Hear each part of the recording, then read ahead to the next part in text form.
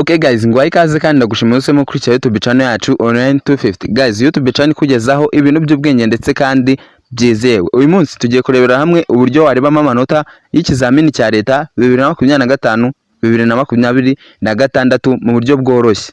Nibisanzwe rero niba aribwo bwa mbere ugeze kuri no muyoboro Online 250 kanda subscribe kugira ngo nihagira indi update izabaho mu gihe bahinduye link bareberaho amanota cyangwa se mu gihe bayikoreye update uzabashe kubibona mu ba mbere. Bitabaye ibyo rero ushobora guhita ureba muri comment ukajoininga WhatsApp yacu kugira ngo uzabashe kubona iyo link nisohoka mu ba mbere. Ikindi kandi mu gihe ibyo ngibyo byose maze kukubwira bidakunze cyangwa se utabishoboye watwandikira kuri 0782 70 34 66.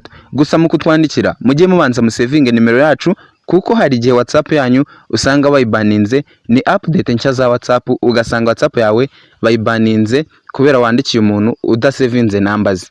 Guys, ahangaha rero dufite link ebyiri, gusa ngiye kukwereka link ya mbere ujyaho ubundi ukabasha kuba wareba amanota yawe ndetse nkwereke n'indi bakubeshya udashobora kureba amanota yawe mu buryo bworoshye. Babanza kugusaba username ndetse na password kandi ibyo bintu ubizi neza ko ntabyo ufite. Link ya mbere rero ni ingi uri kubona hano muri WhatsApp, uraza guhita uyikandaho. Gusa uri kubona ukigera kuri no dashboard barita bakubaza password ndetse na username. Uri kubona bino bintu ntago bifite kandi nk'ibigaragara ni ku rubuga rwa Nesa rwo kureberaho amanota. Guys, nkuko mwabyumvishe kugira ngo umaking sure neza ko link niza gusohoka yindi cyangwa se hakaba any update iri buze kuba muri buno buryo bwo kureba amanota, no kuba wakanze subscribe wakanze no kuri all notification, then ukaba wanakoze join muri group yacu kugira ngo nihasohoka link cyangwa se nihaza update uze kuyibona mu ba mbere. Ikindi kandi niba ugeze hano ukireba video andika ijambo muri comment ngo ndahari cyangwa se dukomeze, ubundi dukomeze video yacu nta kibazo.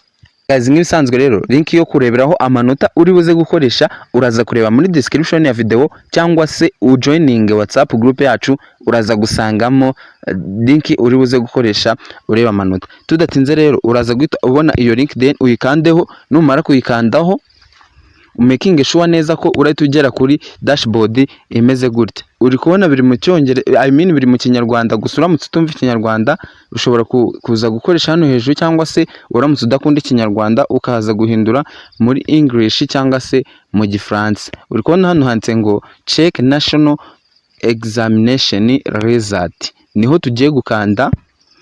Then tumara kuhakanda hano uraza gushyiramo index number yawe uza gukoresha cyangwa se index number wakoreyeho. Ikintu uri buze gukora ni ukuyishyiramo. Ngewe hariyo nari nafashe ngo nze gukoresha nk'urugero, then ni 2025 sorry. Then mara kuyishyiramo ndeta nkanda hano handitse ngo get a result. Uri kubona hano bahise bama amanota y'umwana wari wakoze umwaka ushize, gusa nyine ntago muzi ni namba nipoje. Uri kubona hano yari yapasinze, nuko nguko nawe uri buze kuba wareba amanota yawe. Nk'ibisanzwe rero nta kindi uri buze gukora nukuza ugashyiramo index number hano, ubundi ugategereza amanota yawe ahita azamo. Reka tugerageze no kuri primaire. Ahangaha hari O level turaza kuhashyira PR. Yes, turaza kuhashyira PR. PR bisobanuye primary. Then nudangiza uhita ukanda hano handitse ngo get a result. Sorry, nibagiye gushyiraho 6. Ndaza gushyiraho 5. Then hano mite mashyira PR.